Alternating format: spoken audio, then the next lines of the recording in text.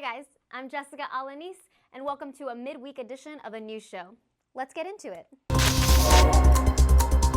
Secretary of State Marco Rubio, seen here sleeping with his eyes open, said the U.S. will decide this week whether to continue Ukraine peace talks or focus on other issues. Bold strategy. Should we try to stop a war or alphabetize the break room? You can read all about it in his new book, How to Prioritize Genocide and Office Supplies.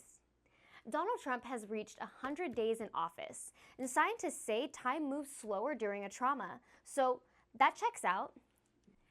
Federal agents raided a nightclub in Colorado and detained over 100 undocumented migrants, including more than a dozen active duty U.S. soldiers, which is the first time in a long time that the U.S. has paid attention to soldiers after they came home.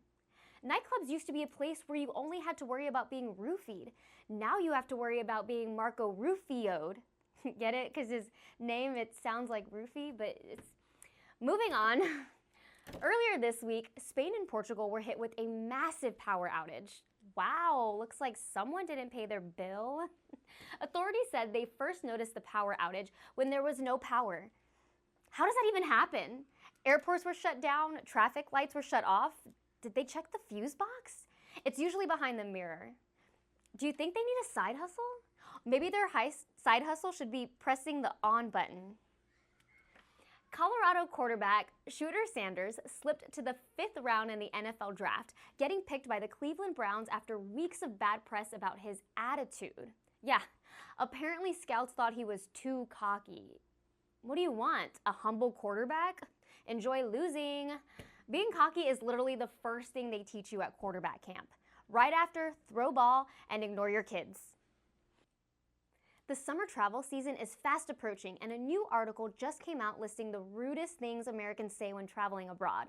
And based on the list, it is pretty clear we treat international travel the same way we treat salads at TGI Fridays. We say we want it, then drown it in ranch and call it a day. Looks like American entitlement and ignorance is the main export of 2025, which is why we're covering it in this week's segment of Act Accordingly. Americans love to walk into a 500-year-old cafe in France and announce, "The customer is always right," like they're giving the Gettysburg Address. Look, that might be an ancient philosophy at a strip mall Buffalo Wild Wings, but overseas, you're just a loud guy sweating through an Under Armour shirt trying to bully a man who speaks 4 languages and hates you in all of them. You walk into a 500-year-old cafe in Italy yelling about your rights, they're not giving you a refund. They're giving you a cappuccino and a look that says, "Please leave before you embarrass your whole bloodline." Yeah, the customer is always right, unless the customer starts a Yelp review with, "First of all, it smelled like Europe," referring to a country as third world. Oh, you mean a country that somehow exists without a Chili's every 4 miles? We're over here judging ancient civilizations. Meanwhile, our national bird is the bald eagle, and half our population thinks it's endangered because of gay marriage. Third world, please. Because we're really crushing it over here with our Texas electricity grid and Flint, Michigan water. How much is it in real money?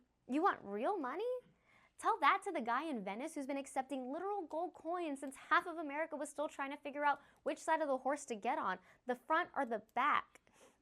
We treat other countries' economies like their money isn't real.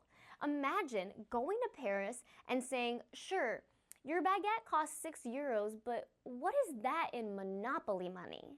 Real money, says the guy paying for a footlong at Subway with a crumpled up scratcher ticket. Referring to people as exotic. Yeah, it's not a compliment. It's America's way of saying, you look different from the cast of Friends and I do not know how to feel about that. You land in a country older than the Bible, see a woman wearing a headscarf, and act like you just discovered a new Pokemon. Exotic?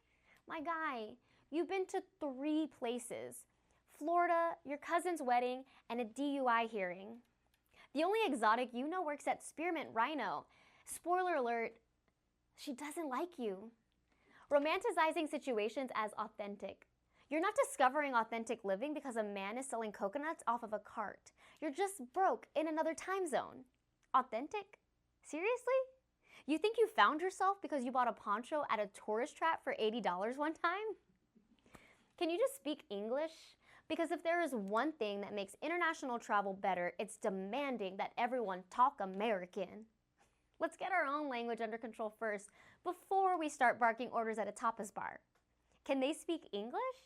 Maybe we learn how to spell restaurant without crying. Then we can talk. I can't believe they still do that here.